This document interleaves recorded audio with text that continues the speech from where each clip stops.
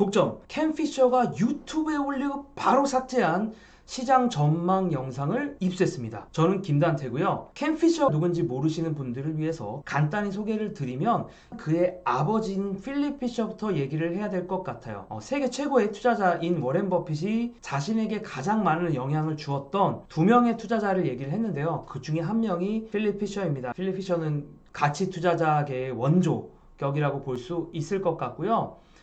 수십 년 동안 한 종목을 갖고 있었던 걸로도 아주 유명한 투자자죠. 하지만 오늘의 주제는 그의 아들 캔 피셔겠죠. 책을 10권 가까이 썼고요. 가장 유명한 책 3권 정도를 이렇게 뽑아봤는데 여유가 되시면 한 번쯤 꼭 읽어보시면 좋을 것 같습니다. 캔 피셔는 역발상으로 투자를 하는 걸 즐겨한다고 보시면 될 것 같아요. 모든 사람이 뭔가 오른쪽으로 가자고 얘기했을 때 왼쪽으로 가는 거를 선호하는 그런 투자자라고 할 수 있을 것 같습니다. 1979년 캔 피셔는 $250로 자신만의 회사인 피셔 인베스트먼트를 만들었고요. 그 피셔 인베스트먼트는 2020년 현재 운용액이 약 120조 원이나 되는 엄청나게 큰 자문회사로 성장했습니다. 그의 자산도 약 거의 5조 원에 가깝다고 알려져 있고요. 이렇게 승승장구를 하고 있었지만 사실 2019년 10월 성적인 잘못된 발언을 해서 구설수에 올랐고요. 그 결과에 따라 몇몇 연금 펀드들이 쩐주들이 캔 피셔의 회사에서 돈을 빼는 바람에 최근에 운용 금액이 1조 원이 줄어들기도 했었습니다. 여러분들이 뒷얘기 좋아하시면 제가 뒷얘기 할 수 있는데 참 한국 회사들 뒷얘기 잘 알고 있는데 제가 유튜브에서 못해서 너무 아쉽네요.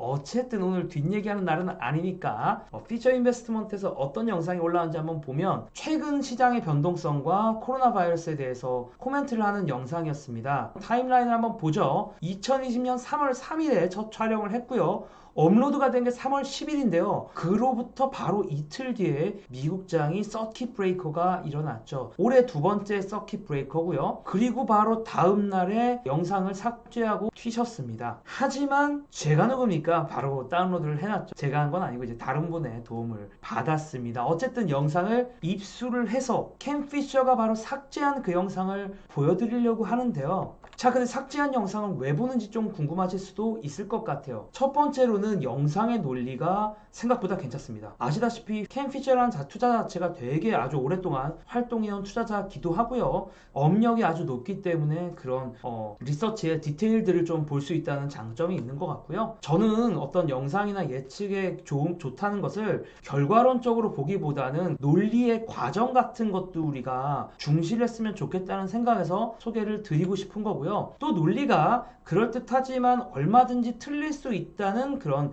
예제로 보여드리고 싶어요. 그래서 틀린 예측을 보는 것도 그 예측이 논리적인 예측이라면 보는 것도 충분히 의미가 있다고 생각합니다. 그래서 제가 김단태 채널에서도 계속 영상들을 보여드리지만 제가 소개하는 영상들도 예측이나 전망은 언제든지 틀릴 수 있다는 점을 염두에 두셨으면 좋겠고요. 여러분들이 앞으로도 영상을 보실 때는 늘 비판적인 시각에서 보셨으면 좋겠습니다. 당연히 올렸어도 여러분들 비판적으로 보셔야 되고요. 그리고 세 번째로는 상당히 이번 장에 대해서 긍정적으로 바라보고 있는 영상입니다. 제가 비관적인 영상들을 최근에 공유를 한 것 같아서 이번 장에 대해서 긍정적으로 말하는 영상들도 보여드리고 싶었고요. 이 피셔 인베스트먼트는 코로나 바이러스로 인한 주식의 급락이 경기 침체로 이어지기보다는 단기적인 조정이라고 생각을 하고 있습니다. 그래서 그런 의견도 한번 참고해 볼 필요가 있겠죠. Hello and welcome to Fisher Investments Markets Now webinar. Today's webinar is in direct response to the heightened market volatility over the past week linked to concerns surrounding the impact of a coronavirus that emerged in China in December in 2019. We will explore how Fisher Investments is approaching this virus outbreak, how we assess its potential long-term market impact, and what actions we may or may not take as a result. If there's just a few takeaways from today's presentation, it's clear that volatility has surfaced here,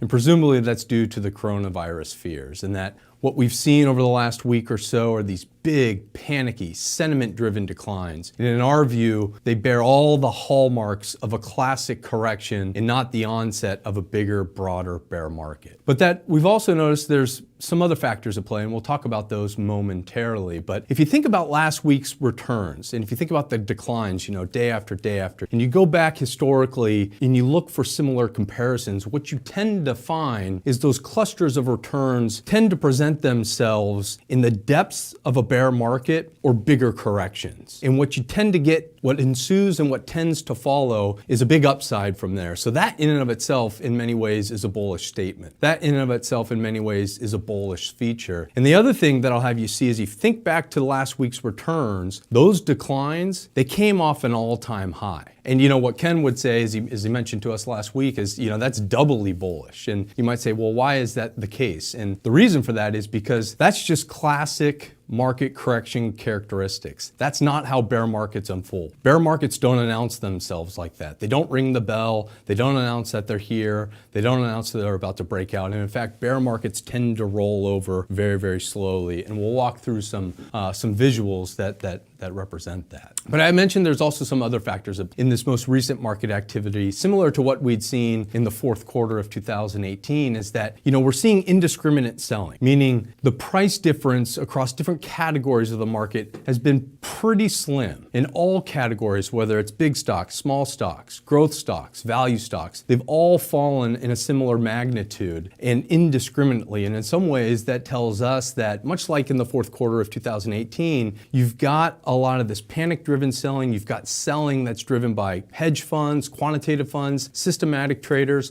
They're all selling at these predetermined price levels that really can exacerbate things, particularly against a backdrop where liquidity is relatively thin. And so as we think about the market environment, we think about how that unfolds, again, this bears a lot of the hallmarks of a classic correction. And what plays to the downside plays to the upside. And we think that the returns that we see moving forward, the declines off the bottom can be just as significant, the rebound off the bottom can be just as significant as the declines that we'd recently seen. Now, the next point is that if you think about virus outbreaks, while tragic, they've never caused a global recession or a global bear market. And could it be different this time? Well, of course it could, but history and the probabilities would suggest otherwise. And some of you might be thinking, well, this coronavirus, it feels different. It's different this time. This is unprecedented. And maybe that's true. There's some features to it that we haven't really seen before and others that we had. And by no means would we claim to be medical experts, but what we do know is how markets work. And that's really what we're laser focused in on. And we know that markets, they'll anticipate, they'll pre-price, and they're going to move in advance of what we believe to be temporary economic effects. If you think about that fundamental discounting mechanism, we've long talked about this concept of 3 and 30, where markets typically discount events anywhere from 3 months out to 30 months out. Anything beyond 30 months, the markets are just too myopic. Those are too far out in the future for the markets to worry about. And anything within 3 months, well, the markets have likely already discounted that, they've already priced that, they've taken that into consideration. And so it's really that 3 to 30 month time frame that markets discount that information. And if you think about the virus and the effects of it, it darn near squarely falls right into that time frame. And so as this plays out, we're either going to get a cure to the virus, it's going to play out by itself, maybe we just learn to live with it. But markets are going to discount that, and they're going to anticipate that. They're going to anticipate and discount the fact that factories that might be idle today will soon come online. Pent-up demand and purchases that were delayed will come back. Employees will start to resume back to work where they've been temporarily put off. All those things are reasons why the market's going to discount the temporary economic effects. And they're the same reasons why markets tend to move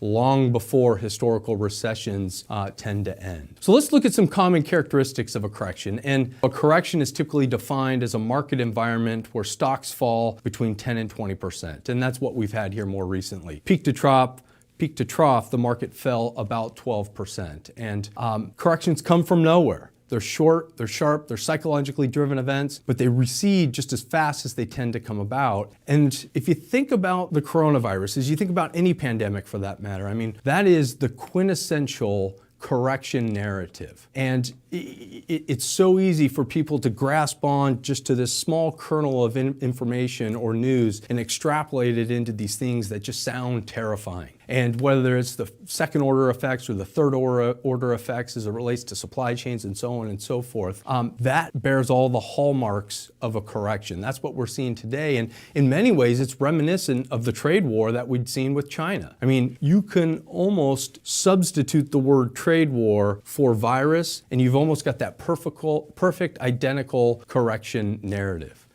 But we also know that, far too many times people underestimate the responsiveness and the adaptability of our economy, and we think this time is going to be no different. But if you go back to this bull market, this is a chart of the MSCI World going back to 2009, the beginning of this bull market, and you just look at all the different corrections that investors had to contend with over these time periods. And, if any one of these point in times that you'd sold out, you'd gone to cash, you waited for things to become more clear, well, the opportunity cost would be huge. And you know what they say in investing is the investing environment is never pristine. There's always going to be something for investors to worry about. These all proved historically in this bull market to be buying opportunities, and we think this time is going to be no different. But let's compare about how corrections tend to behave with how bear markets unfold. And you could see that here. These are 4 different charts of 4 different bear markets, but they all tell the same story. So you get the bear market in the top left of the 60s, the top right of the 70s, of the 80s on the bottom left, and the 2000s on the bottom right. And you get these slow rolling tops, these big broad rolling tops. And we've long said bull markets, they die with a whimper, not with a bang, right? They don't announce themselves like I mentioned there earlier. You get these slow rolling tops where it's kind of luring in that last greater fool before you get the big declines, which you typically get in the very, very later stages of that bear market. Now, if we turn here to some advice that Mr. Buffett once said, I certainly, and we certainly at Fisher Investments empathize with any of those that have been negatively impacted by the coronavirus. And just one death associated with this, or any virus for that matter, is one too many. But setting that aside and thinking strictly from a stock market performance and from an investment advice perspective, Mr. Buffett once said that you want to be fearful when others are greedy and greedy when others are fearful. And if investors had heeded this advice over the years, it certainly wouldn't lead them astray. And it's one thing to keep in mind as you go through these periods of heightened volatility. Now, this next chart looks at historical virus outbreaks and the subsequent market returns over the next 6, 12, and 18 months. And we've shared this with clients in various venues before in the past, but this looks at some more recent virus outbreaks and some of those that have been of size and magnitude. And what you could see, the forward-looking returns in all instances are uniformly positive. So you can see the averages down there at the bottom, all of them nicely positive. So if you take things like Ebola, for instance, in 2014, where that killed thousands of people with a mortality rate much greater than what we've seen so far here today, yet 12 months later, stocks are up almost 15%. Or you take swine flu, for instance, in 2009, H1N1, where that it's estimated to have infected more than 1 billion people, with hundreds of thousands of people had died from that. Yet on a 12-month forward basis, stocks were up 33%. And I think in some ways, if you think about all these virus outbreaks, all of them had a negative economic impact. The question becomes, how big is that, right? And none of them have been big enough to create a global recession or a global bear market. We think you're going to see similar elements with the coronavirus as the markets discount that ahead of time and move on to higher highs. And if you think about arguably the greatest pandemic of all time, the Spanish flu, which transpired in 1918 and 1919, I mean, that infected at the time what was thought to be 1/3 of the global population. And it also was estimated to kill about 6% of the global population. And all of this transpired in the midst of World War I, where just by comparison, you had about 16 million people were killed in that particular war. But it's just a way to put this into perspective, because during that time frame, in 1918 and 1919, both years were up nicely, up more than 20%. And that just gives you a sense of that discounting mechanism, right? At its worst, the impact from the coronavirus is going to be much smaller than what we'd seen here. And I know some of you might be saying, well, the world is much a different place today than it was back then. And while that's true, not only are we much more of a globalized economy, and China's role in the economy is much bigger today than it once was, but we also have much greater advancements in medicine and technology and ways of dealing with these things than we once did. And like then, we believe now that the economic impacts are going to be temporary and the markets will discount that ahead of time. The vast majority of the confirmed cases are within China. You've got about 90% of those. You're seeing a little bit more breakout in South Korea. A lot of that is associated with a religious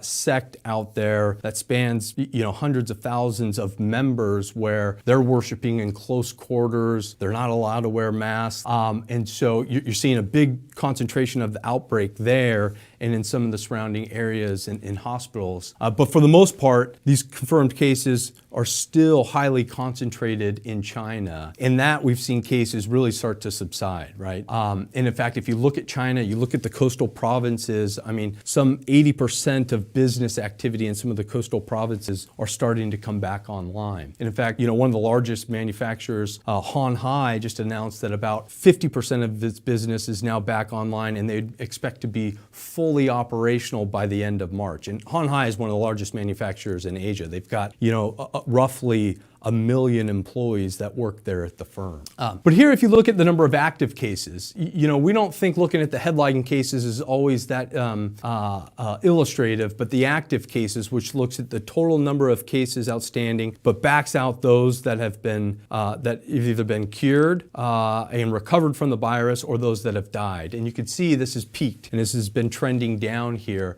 So this gives you a sense of the potential transmission mechanism or how these folks might be able to infect others. And you can see that's trended down here more recently, and that's a positive development. What about the confirmed number of deaths? Well, you can see here, again, don't pay so much attention to the numbers themselves, but on the left-hand side of the screen, you can see they're highly, highly concentrated within China. Today, it's estimated that you've got, close to or more than 3,000 total confirmed deaths. All this data was as of yesterday. And certainly the significance or the loss of life is we don't mean to minimize that whatsoever, but it's important to take that into context and to have some perspective. As I mentioned earlier, just one single loss of life is one too many. But when you compare what's happening with the coronavirus relative to other common causes of death, and whether it's age-related causes on the far right-hand side of the screen, or frightening-related causes on the right side, or non-frightening causes right in the middle there. You can see the common flu, on average, kills about 60,000 people per year. But things like drowning and obesity, about 300,000. And on the far left-hand side, you've got things like heart disease and cancer. Now, if you think about the coronavirus, it is known and thought to have spread more quickly and infect people of older age, and particularly those with pre-existing conditions. And that's where you see the high concentration of the death rate there. And again, none of this is to diminish the significance of the loss of life, but we believe it's important to kind of scale that and put it into broader perspective. Now, what about the economic and market impact? I kind of spoke to this a bit, but there's ways we can go about quantifying it, and none of it is necessarily precise. But with these types of exercises, we don't really need to be precise. Precision isn't key, and I'll explain why. But we believe that the global economy is going to take a temporary hit. The impact should be short-lived. It's going to be too small to cause a global recession. Some economic activity will be lost, but most temporarily delayed. And markets are going to pre-price the inevitable economic recovery. And that the rebound that we expect should be similarly as sharp as some of the declines that we've recently experienced. But here's how you might scale a wallop, right? A wallop, a bear market. This is what's really required to cause a global recession. And you ask yourselves, the first thing we do with these exercises is, how big is the global economy? Well, today it's about $87 trillion. And we're expected to put on about $4 trillion in global economic growth. So that's what's required. That $4 trillion, you need to knock $4 trillion off the global economy to get a global recession. And what we've done to kind of estimate the economic impacts is we've gone out there and we surveyed all the different investment banks, all the different analysts, all their estimates. And we said, what's kind of the average estimates, which you can see on the left in blue, and what's worst case scenario, which you can see in yellow. So let's call it worst case scenario is $1 trillion. Even if you doubled that number, it's not enough to create a global recession. And this is why I was saying the numbers, the precision in these numbers isn't all that terribly important. I mean, roughly speaking, you knock $1 trillion off the global economy, that's going to decelerate economic growth, no doubt about it. But it's not going to create a global recession. And what we know is that any form of economic activity or economic growth is good for stocks, right? This slide depicts that. And we've shared this with many of our clients before. On the horizontal axis, you've got the various ranges of economic growth. On the far left, you've got negative economic growth. To the far right, you've got gangbuster economic growth of more than 5%. Now, the blue bars represents average stock market returns in those environments. Not surprising to folks, when you get negative economic growth in a recession, stocks are down. But notice in all three other instances, whether economic growth is accelerating, decelerating, whether it's absolute basis big or relatively meager, stocks can do just fine. And so even if we decelerate from,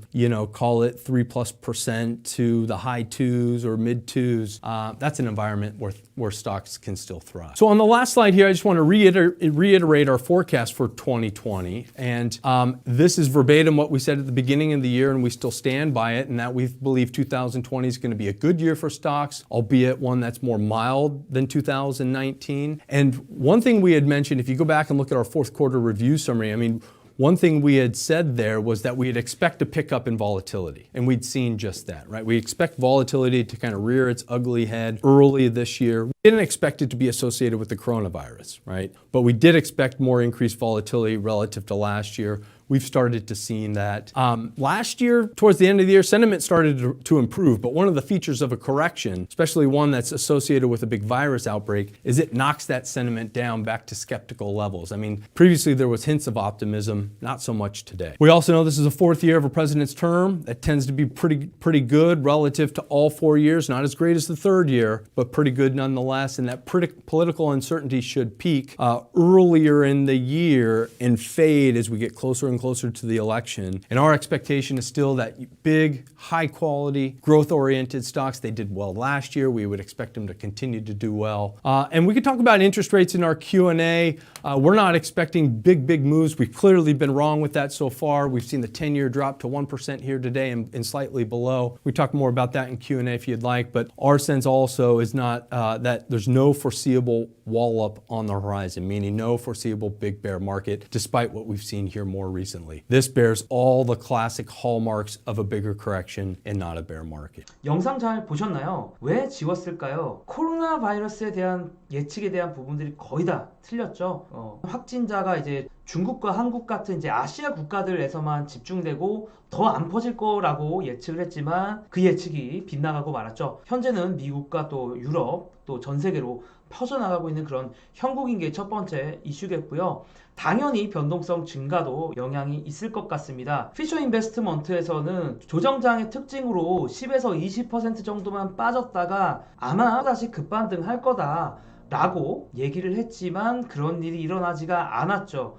거의 100년 만에 역대급 전파력을 가진 바이러스인 게 밝혀지면서 장은 30%까지 떨어졌습니다. 물론 지금 촬영일 기준으로 30% 조금 넘게 떨어졌는데 이게 또 참 제가 영상 만들면서도 애매한 게 영상 업로드 할 때쯤 되면 또 장이 어떻게 바뀔지를 저도 모르겠어요. 그래서 참 이게 어렵습니다. 어쨌든 제가 지금 촬영하고 있는 날이 3월 23일이니까요. 어쨌든 오늘 기준으로는 대략 30% 좀 정도 빠진 상태고요. 이렇게 참 그럴듯한 논리로 영상을 만들었음에도 불구하고 그런 예측들이 바로 틀려서 삭제하고 싶을 정도로 크게 틀리는 경우들도 있다. 그것들도 정말 100조 이상을 운영하는 기관에서도 이런 실수를 한다라는 것들을 여러분들이 기억을 하셨으면 좋겠습니다. 하지만 저는 전혀 피처 인베스트먼트를 비하하고 싶은 생각은 전혀 없습니다. 아까도 말씀드렸지만 영상 속의 논리가 빈약하다고 생각하지는 않아요. 그리고 3월 18일 날 이제 새롭게 촬영을 해서요. 새 영상이 3월 20일쯤인가 새 영상이 올라왔습니다. 그 영상을 보시면 이제 피처 인베스트먼트의 바뀐 입장을 보실 수가 있고요. 일단 제가 링크는 아래다가 걸어 놓을 거고 혹시 여러분들이 이 영상에 대해서도 리뷰가 필요하다고 생각하신다면 제가 리뷰를 한번 해보도록 하겠습니다. 오늘 영상은 여기까지 하겠습니다. 감사합니다.